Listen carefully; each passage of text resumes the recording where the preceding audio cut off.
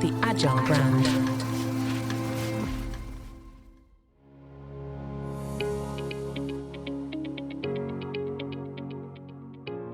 Welcome to the Delighted Customers Podcast, now part of the Agile Brand Podcast Network. I'm your host, Mark Slayton, and I am so glad you're here. I empower leaders to delight their customers, and I talk to guests with a wide range of expertise who share meaningful insights, wisdom, and practical tips that you can use immediately.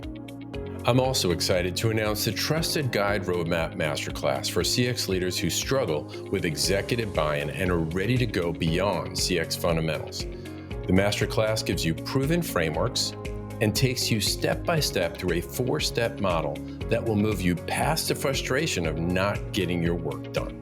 It's unique because it's live, interpersonal, hands-on, and we give you tools and templates to help you build your CX roadmap.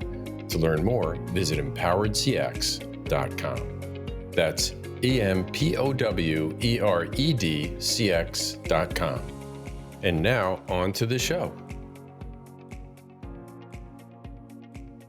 All right. Well, I am so excited to have on my show as a guest, Nate Henderson, who is chairman and CEO of Bilt Incorporated, a SaaS company he co-founded in 2015.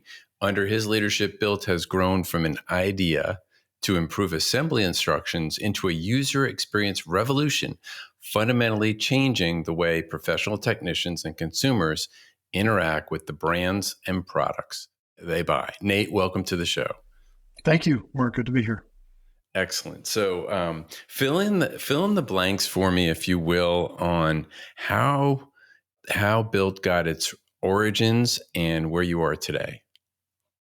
Yeah, so the origins actually go back to 2012, and a good friend of mine kind of coming with a problem set of, hey, why is it that we can go to the movie theater and see all this CGI stuff, et cetera, that's not real, and yet we have paper instructions. And so as we got looking at it, we said,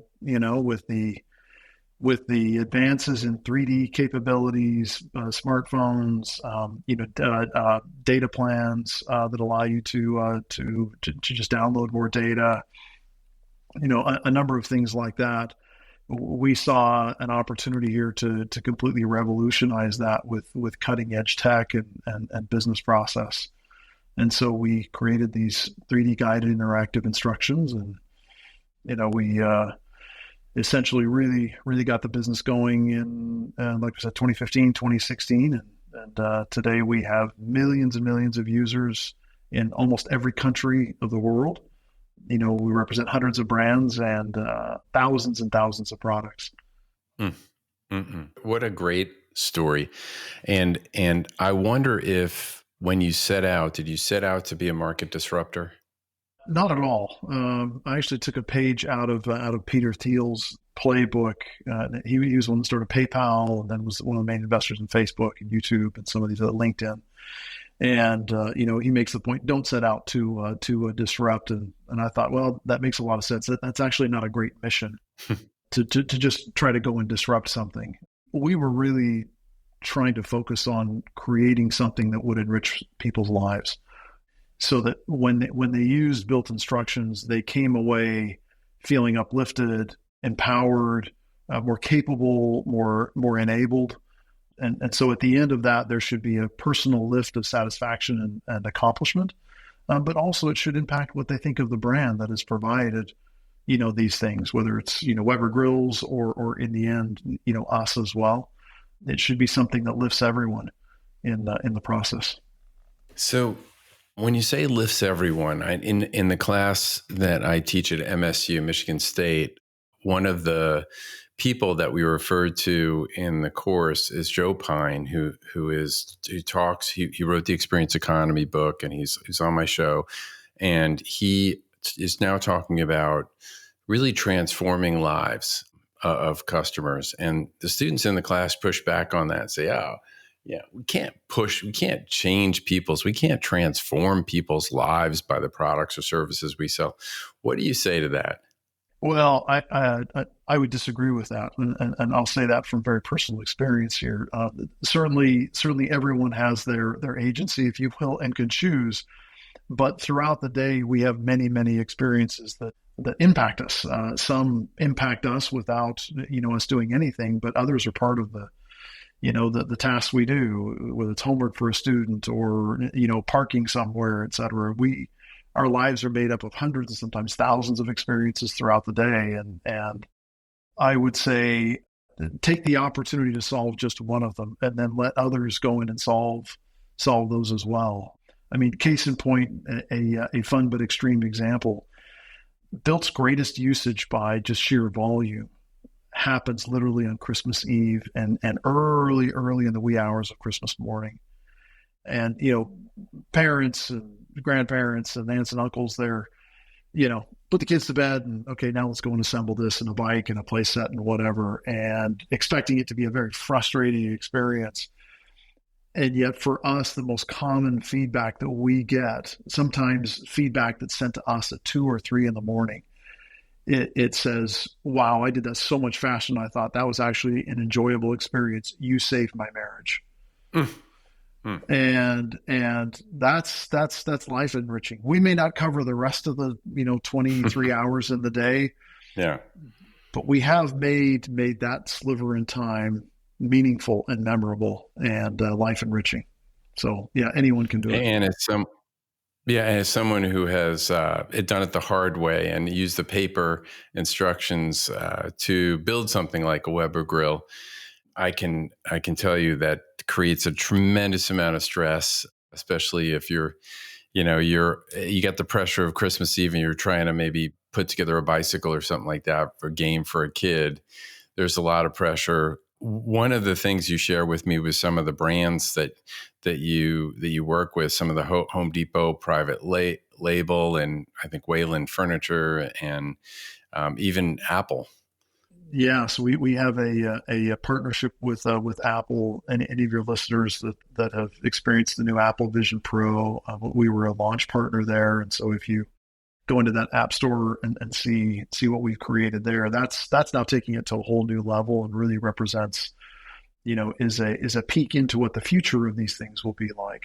But that piece of it applies especially to like pros, professionals, technicians, when they need a lot of training up front. Then something like an Apple Vision Pro is just a remarkable piece of hardware combined with what we create to allow that training to be so much more memorable and immersive and make someone successful faster. But yeah, Weber grills, for example, we do pretty much every Weber grill sold in the world. Solo stove. We have hundreds and hundreds of consumer brands.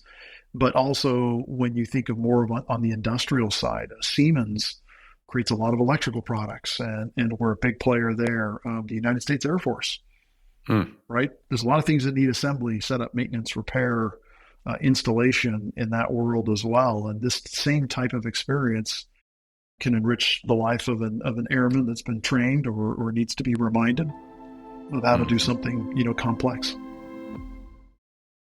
For any business to thrive, effective communication is key, not just for success, but for maintaining a healthy, respectful work environment.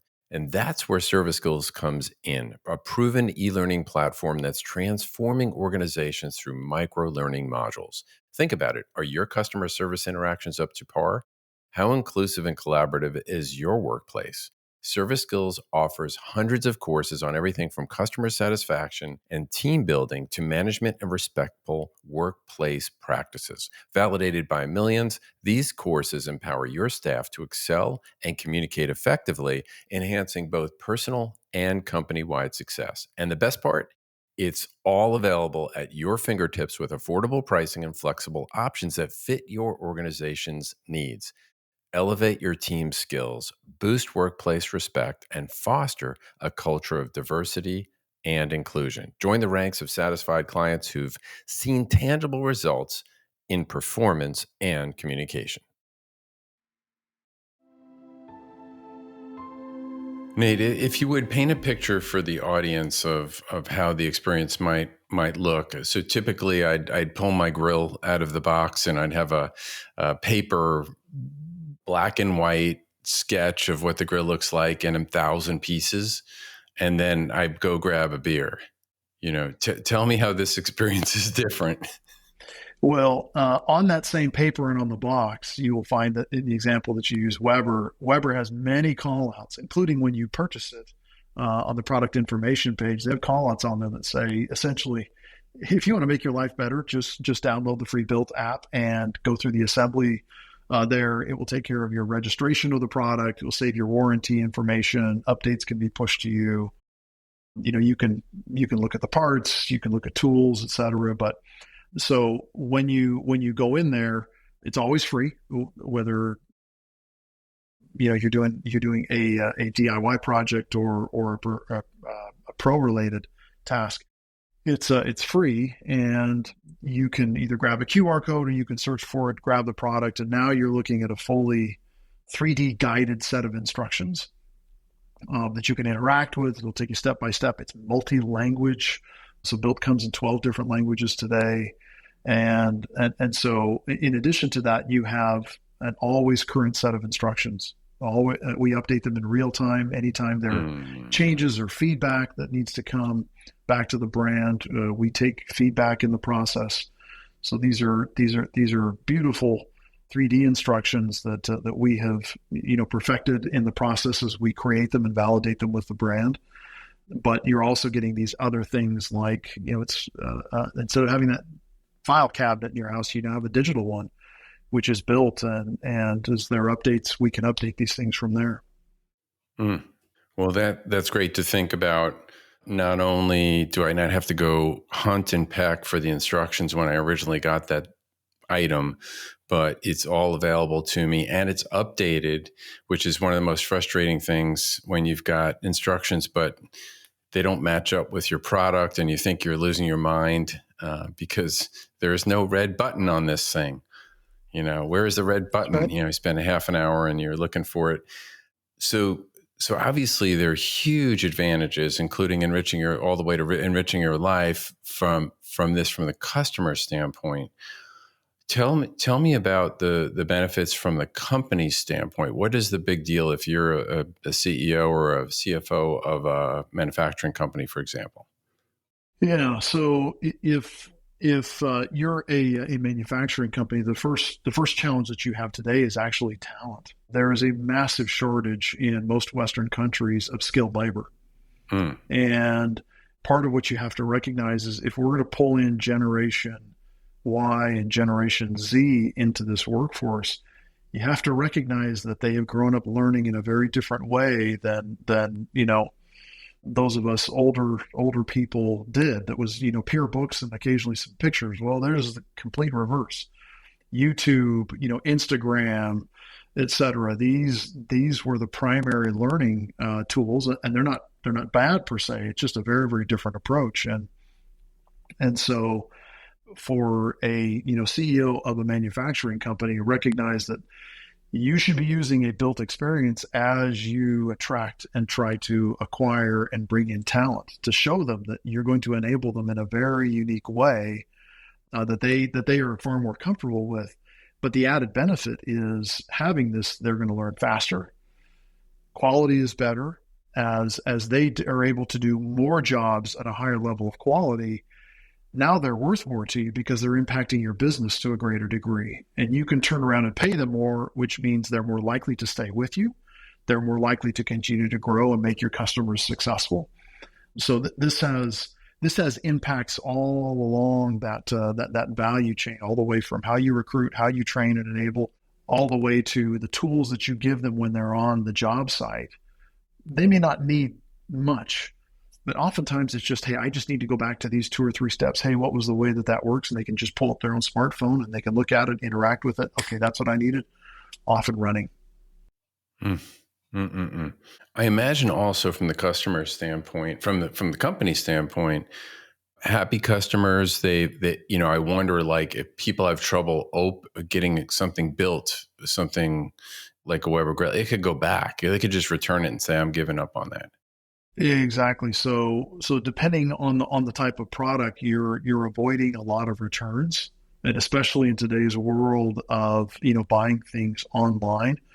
I mean, you have some retail locations that the return rates on consumer durable goods are like between 12 and 26%. I mean, that's consumers don't realize how much is added to the price to account for the fact that sometimes 1/4 of all items are returned. And there can be different reasons for that, but difficulty of assembly, installation, setup is certainly a significant piece of that. So yes, you can diminish that a lot, but customer support costs, you can diminish those tremendously. I mean, I visited a brand here a couple of months ago that is now 10 times larger as a company than they were the year that we started with them back in 2019. But they've not added a single additional customer support person in that time because their experience is built. It is built. And so it's allowed them to scale in a very unique way because they just don't have the customer support costs. But also we grab feedback. That there's anonymous analytics that we can gather to help the brand understand how they can create better products. And that has long-term effects in just creating very, very good products. So I'm also thinking, Nate, about cycles that happen in the market in general and how they might impact a business like yours, or how your solution might impact your customers. And I'm thinking in particular about COVID, where the world shut down for a while. What kind of an impact did it have on your business? Well, a very, very unexpected one. I mean, when COVID first hit, of course, we were all trying to ask the questions of what's going to happen tomorrow. And so it was, nobody was doing anything. And then all of a sudden, 6-8 weeks into it, now everybody's at home thinking about all these home projects. And there was a massive spike in demand, usage. Retailers and the manufacturers recognized this. And so we had an explosion of just demand for what we do across the board. As we came off that COVID, cycle and, the trillions of dollars that were just put into the economy, now people had bought everything from home. Now they wanted to go travel, et cetera. Certainly you see a downturn in it. But, we with our largest customers, they continue to just expand, what they do with us. Even though the last 3 years for consumer durables have not been good years at all. I mean, this has been a stretch now lasting more than about 30 months that is one of the most difficult in memory for consumer durables, especially coming off of the high that they had. But we have a lot of staying power because end consumers absolutely love what we create. I love it. And how, what comes to mind for me is, how do you distinguish the offering that you have from others? And you mentioned earlier, so what comes to mind is YouTube, and there are companies that I had a sprinkler system issue, and so the manufacturer of the sprinkler has YouTubes that it looks like they put out themselves. So what do you offer your customers to differentiate from just other solutions that are out there? Well, you're correct. YouTube is the largest substitute. And look, I love YouTube. YouTube is great for so many different things. I mean, what an amazing environment where just everything video, is in one common place. So I'm a big supporter. There are certain downsides to just the model of what makes YouTube successful. Everything is user-generated content for the most part, which means when you go look for a set of guidance or instructions, you may find guidance from 200 people, or in some places, thousands of different people.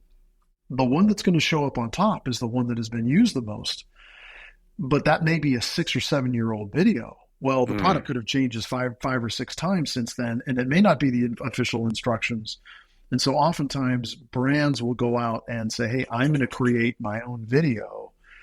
But you've got to battle to get up there to the top, to the ones that are historically been there. You don't have any right to pull the others down, right? So it's kind of the wild, wild west, unless you're willing to spend a lot of money to have yours boosted and make sure that it shows up on top, which again, that just increases the cost of it.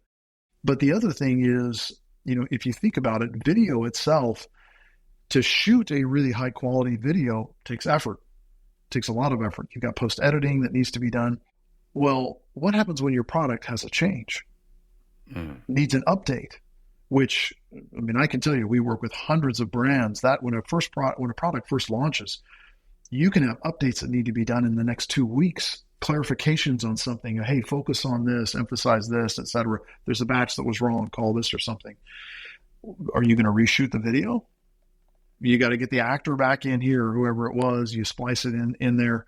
The long-term cost of creating a video is actually quite high if you're going to keep it current. Whereas with Bilt, we can change even the slightest thing and push that update out literally within a matter of a few hours. And it hasn't changed the overall piece. And then to add to it, what about localization, language?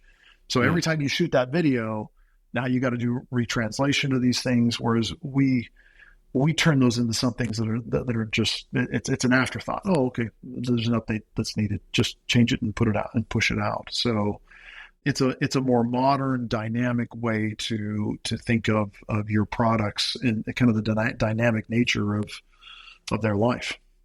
Yeah, and I also imagine, like, if you're depending on YouTube, you're depending on, Joe at home who said, I'm going to show someone how to install this product, versus an approach that you may have honed over the years that says this is the way we ought to teach instructions. That's right. And these are the official instructions, stamped and validated by the actual manufacturer. So we do this in very tight partnership.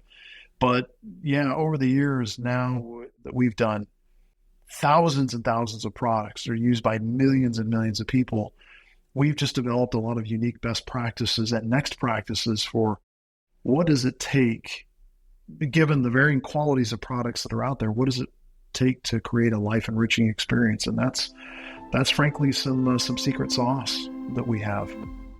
America's infrastructure is ancient and crumbling. Crooked politicians pocket the funds meant to keep you safe and to power your home. Where does that leave you? In the dark. Or you could keep the lights on with a Grid Doctor 300 solar power generator from MyPatriotSupply.com. My Patriot Supply has helped millions of American families prepare for emergencies, and power outages are emergencies. The Grid Doctor 300 lasts longer and runs stronger. Connect it to solar panels, your car, or a power block or wall to charge it. Not only does this generator charge quickly, but you can use it while it charges. Multiple power ports mean no device is left behind. Run phones, fans, CPAP machines, even mini refrigerators. It's easy to use. Unleash power for all, from kids to grandparents. Protect your family with reliable power. Get the Grid Doctor 300 and save $50, plus get free shipping at MyPatriotSupply.com. MyPatriotSupply.com. Well, you've done such an amazing job of improving the experience for all the brands that you work with. What takeaways or what strategies do you think are transferable across businesses that you have learned that you might be willing to share with others? Yeah, thank you. I can think of a couple of things. And I will tell you, we have seen this here, but as I interact with CEOs, I am amazed and frankly comforted. It makes me very, very optimistic when I see teams and CEOs that are very deliberate about this same thing of enriching people's lives, right? Trying to do things that actually make a difference in people's lives. It seems like a simple thing, but it's actually a huge thing when you consistently reinforce that in the KPIs that you set, and sometimes even at the compensation level, what you push out, how you measure success. That's a really, really important one, and that's a foundational one. And it's so important because with your teams, that's something that people can actually grasp onto. I mean, our instruction designers and others, I don't have to be in the room, and I know if a bad experience happens, I know what others in the room will say. They'll say, that's not a life enriching experience, and it puts people on the same page as to what success looks like. You may not be able to measure it in its nth degree, but it sets a fairly high standard that everybody looks to, and you're in a far better world when you do that. And I think it provides more meaning in people's workday because you're actually doing something that matters. Second thing I would say is you got to find ways of measuring or at least providing feedback loops in it. That helps the brands that you serve, but it also helps your team better understand what they're doing. And it's not an easy thing to do all the time to establish feedback loops that are current and relevant that you can translate and understand, but it's so critical that you provide feedback loops. I think another thing is you have to be willing to roll up your sleeves and really understand where the friction is in that experience, not just once, but continually. When we started Bilt, for the first 2.5 years, we did nothing but study. We went into professional environments. We, in some cases, went in people's homes. We would take a certain faucet and we would go out on Facebook. Hey, we're looking for 20 or 30 people that are willing to install this faucet at home. We just want to watch how you do it and give us feedback. Well, after doing that with so many products and so many people, we started to learn where the friction was. And I think any problem worth solving, you got to be willing to roll up your sleeves and invite your team members to find ways of getting their fingers dirty in that problem. You got to be close to it, and you have to provide mechanisms of staying very close to it, so you understand, are you really helping people with what they do? Yeah, that is awesome. So I got enriching lives and measuring what success looks like. Yep. Having a kind of a common language around that. Measure and provide feedback loops. Yep. And roll up your sleeves and understand where the friction is in the experience. Yep. And be able to, again, with the feedback loops, make sure that your business is set up in such a way that you're constantly there. It can't be an occasional visit to the friction. The friction is something you need to embrace, that you need to know, that everybody needs to be very, very, very comfortable with. And that helps everyone also have a sense of purpose of what's our mission. I mentioned earlier, Christmas Eve, we love kicking out just the notes to our team members on our all company chat of just reviews that come in. And so that's, people know the products that they've worked on and so forth. And it's quite exhilarating to see which ones you're successful with. And then the others that are not, okay, we huddle back and where are the places that we need to make improvements. So what we tell people as we're recruiting them, this is software, it's tech, but this is a bit blue collar, right? We're willing to feel the pain of others so that they don't have to feel it themselves. So it reminds me, number 2, that you shared about this idea of the feedback loop. It's just so critical. When I worked at the bank, we had a feedback loop for the voice of the customer program, the platform we used. And if somebody gave us a bad score, it would create an alert. It would go to that manager. And, the idea would be that person knew how to address the issue and it would become a case. But we also had the complaints department, which sounds like a joke, but we really did have the complaints department and formed a cross-functional team of people to look at things a bit more macro. So we looked at trends and what was happening across the enterprise and what were some of the common things. If it happened once to somebody, it could have been an aberration. But if it happened, over and we have our tentacles out there understanding, getting our kind of pulse on what was going on, we had a much better way to prioritize what needed to be addressed first. Does that make sense to you? Absolutely. And that's being close enough to it to understand what are those things that are statistical anomalies, but what are the other things that are systemic issues, and they're always going to be there, right? That there are always going to be things that you can improve, and it's having a method of understanding those, embracing them, and then solving them. So Nate, you mentioned Apple's new product, Vision Pro. I was going to say that, but I didn't want to get it wrong. So, and I know when we talked earlier, or last time you and I talked, you were pretty darn excited about that product. So tell us what makes you so excited about that product, and how does that category of product link maybe to where your business is going to be headed in the future? So I think what Apple has done so very well, again, headsets and those types of things are not new. They've been around for, in some cases, 15 or almost 20 years. But especially the last 5 or 6 years, you've seen a lot of other brands come out with these things. But what Apple has done that is so unique is first off, it is a completely hands-free experience. When you put one on, you're doing a setup, so it understands kind of your hands and where they're at, and it can see them anywhere in your forward environment. But you are truly guiding it with your eyes, and just the ability to navigate with your eyes at a hyper accurate level, and then just interact with things in your hands. Now you can speak to it, and with the incredible fidelity that they have in the screens that are there, it is. We have created things and put them on Apple Vision Pro, that if you put the real one and the Bilt version of it next to each other, you have to kind of pause for a second to tell which one is real. And why is that important? The more real something is, the more likely we are to use it, right? The more comfortable, the more longevity it has. Mm-hmm. But this fully immersive environment, when you think of the learning process, we only remember a small percentage of what we read, a slightly higher percentage of what we listen to, right? A larger percentage of what we see. But when you combine all of these things together in an interactive experience that adjusts according to your interaction with it, the learning curve, the memory capture in there is much, much higher. And so I think you're going to start seeing, tasks that require training. I think Apple Vision Pro over the next 5 or 6 years is going to be the preeminent tool that we use for that type of training enablement, et cetera, especially for technicians. That's going to be the preeminent tool that is used. And then together with the ecosystem, I'll admit that it's incredible to watch a movie on that. If you haven't had the opportunity to do it, it is unbelievable.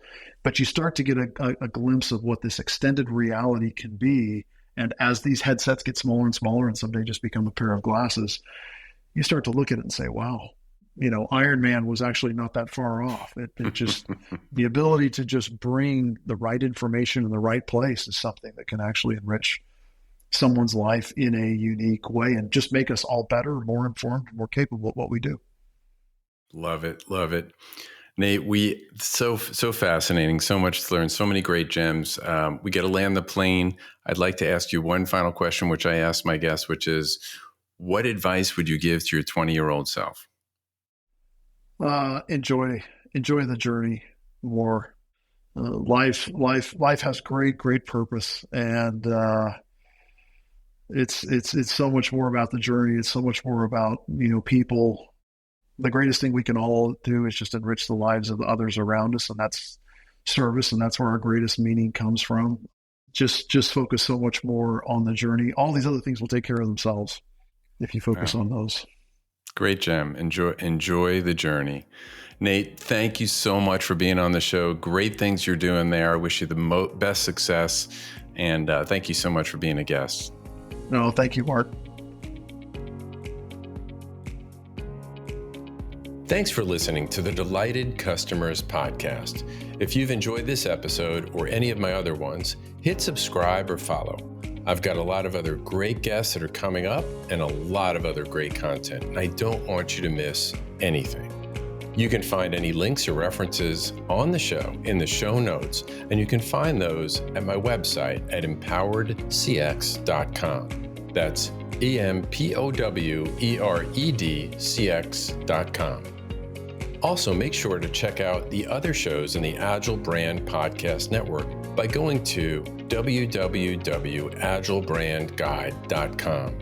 The Delighted Customers podcast with Mark Slayton is produced by Missing Link, a Latina-owned, strategy-driven, creatively fueled production co-op. From ideation to creation, they craft human connections through intelligent, engaging, and informative content.